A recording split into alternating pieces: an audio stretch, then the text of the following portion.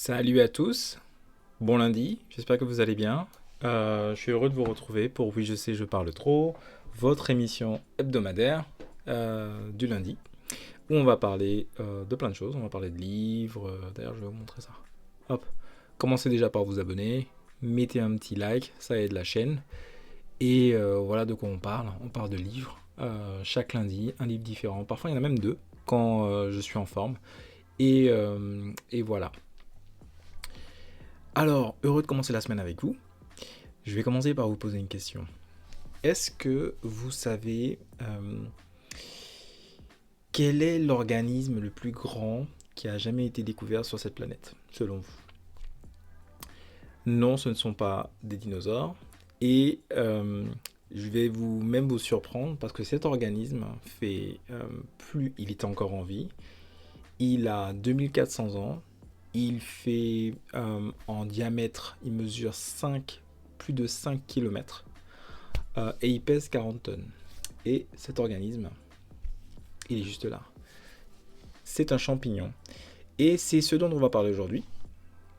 On va parler des champignons. On va se poser la question, est-ce que les champignons sont le futur de l'homme?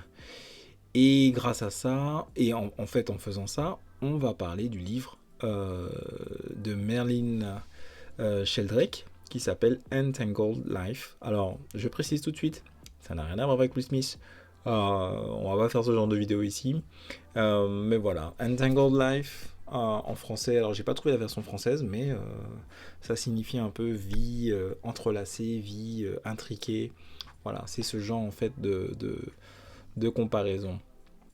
Nous revoilà. Donc, pourquoi j'ai voulu vous parler de ce livre? Il est juste ici, le voilà, Entangled Life. Je suis tombé complètement par hasard dessus. C'est un livre. Enfin, j'étais comme ça dans la librairie. Et je l'ai trouvé esthétiquement très beau. Et puis, vous savez, la puissance du marketing sur nous, pauvres humains.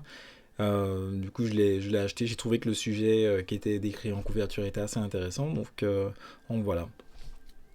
Je vais vous parler un petit peu de l'auteur, hein, de Merlin Sheldrake. Alors vous allez voir, c'est de tous les auteurs que j'ai cités jusqu'à présent, je pense que c'est l'un de ceux qui est le peu plus what the fuck, si je puis dire.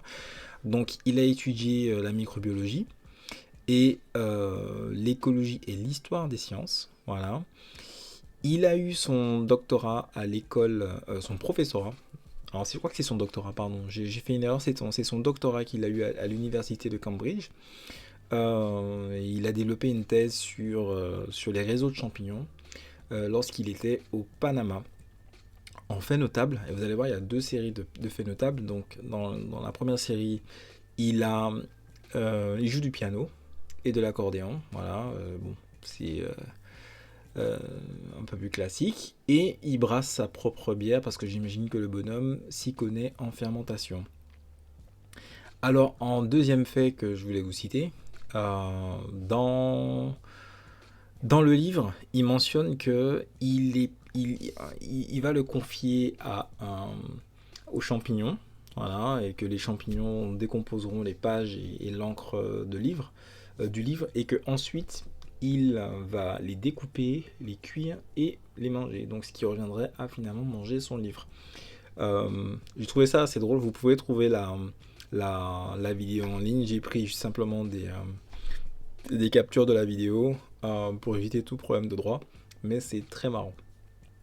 Alors, juste une petite distinction entre champignons, parce que le terme français de champignon euh, englobe deux finalement termes en anglais qui sont le fungus, donc le fungi, et le mushroom.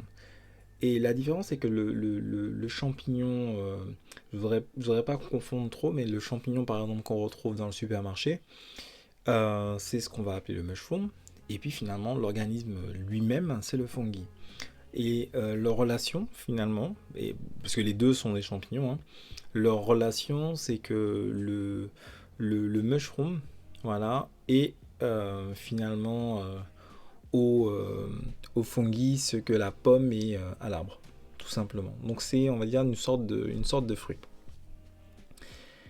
Alors, des choses vachement intéressantes que vous trouverez dans ce livre, c'est un livre qui est vraiment passionnant. Vous verrez, on parle d'écosystèmes terrestres et on se rend compte que les champignons, vraiment, c'est eux qui ont finalement façonné la vie telle qu'on la connaît aujourd'hui, en partenariat avec d'autres espèces. On verra ça un petit peu plus loin. Mais les écosystèmes terrestres, et pourquoi je vous parle de ça, c'est parce que il y a ce qu'on appelle le Wood Wide Web. Voilà, donc c'est un système de réseau entre arbres. Pas entre arbres, pardon, ce sont des réseaux micellaires, donc ce sont les champignons en fait qui possèdent ces réseaux. Ce sont des réseaux qui sont dynamiques, avec des membranes comme ça qui se déplacent, qui peuvent être très rapides, qui sont très intelligentes. Et ces réseaux fonctionnent un peu comme l'Internet de la nature. Voilà, donc ça consiste à connecter comme ça les organismes entre eux. Et ces autres organismes tels que les arbres en profitent. C'est-à-dire que si des arbres sont sur le même réseau euh, dans une forêt, eh ben, ces arbres pourront bénéficier effectivement de ces interactions. Donc on se demandait souvent comment les arbres pouvaient interagir entre eux, et c'est certainement grâce au réseau micellaire. Donc ce qui est assez intéressant. Il y a aussi une notion de nutriments qui peuvent être récupérés via ces mêmes réseaux. Voilà. Donc ça, c'est quelque chose d'essentiel de savoir que les champignons participent activement aux écosystèmes et ils font partie d'ailleurs de tous les écosystèmes terrestres. Voilà. Je vous ai parlé de partenariat. Pourquoi je vous parle de partenariat? Parce que euh, c'est littéralement cette façon-là, cette stratégie qu'ont adopté les champignons. Et ce ne sont pas qu'avec les plantes, ils ont adopté ces stratégies-là aussi avec les insectes ou avec d'autres types d'animaux. Là, je vous prends des fourmis. Vous savez, les fourmis qui transportent des fragments de feuilles sur leur dos et on les voit comme ça passer à la file indienne. En fait, ce qui se passe, c'est que ces fourmis-là transportent les fragments et s'en servent pour nourrir des champignons et ensuite elles mangent du coup les champignons. Les champignons y trouvent leur compte, les fourmis également. La bonne question, c'est une forme finalement d'agriculture qui a lieu depuis des millions d'années. Et la bonne question, c'est qui cultive quoi? Est-ce que ce sont les fourmis qui cultivent les champignons ou les champignons qui cultivent les fourmis? Ou alors la troisième option, c'est que c'est un partenariat, encore une fois, donc c'est donnant-donnant. Il y a encore une autre forme finalement dont je voulais vous parler, de collaboration, en tout cas de partenariat. C'est finalement avec les chiens. Vous savez, les chiens avec les truffes. Je parle des champignons, non pas de la truffe du chien. Évidemment, c'est lié, mais les chiens sont exceptionnellement doués pour trouver les truffes, et c'est pas un hasard, c'est parce que le champignon qui est responsable finalement de ces truffes sécrète une espèce de composition chimique qui dégage une odeur que seuls les chiens peuvent capter assez facilement.